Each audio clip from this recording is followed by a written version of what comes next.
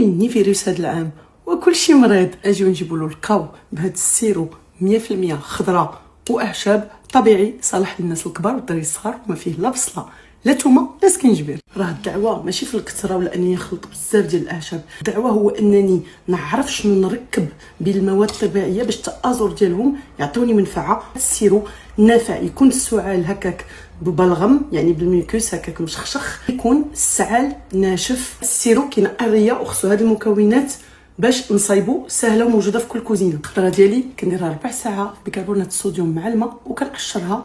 90% ديال المبيدات كيزولوا. الفجل واللفت، الا كان الفجل البلدي واللفت المحفور كان احسن، فيهم السلفورافان.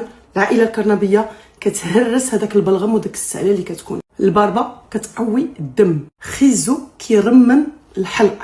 البسباس معتبر للسعله، هادو الاكثر هاد الناس كيلوحوهم غنستعملوهم. شويه ديال النافع وحبه حلاوه. الزعتره البلديه مع 2 وراق ديال الرند رأس سيدنا موسى، هاد الجوج فعالين جدا ضد الفيروسات. المكونات ديالي كنطحنهم كلهم، كنزيد عليهم دوك الاعشاب وكنزيد عليهم العسل الحر ديال الزعتره ديال الدغموس ديال الليمون ديال الخروب ديال الاوكاليبتوس اللي عندكم.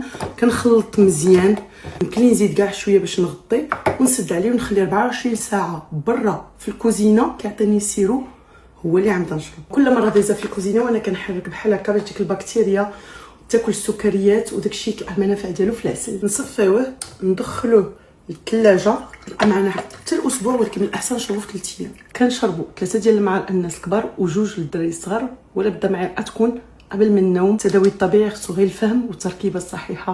ما تنساوش زيد باش تحيد. اليوم عيد ميلادي وهذا السيرو لكم وصفه من القلب. الله يشافي الجميع.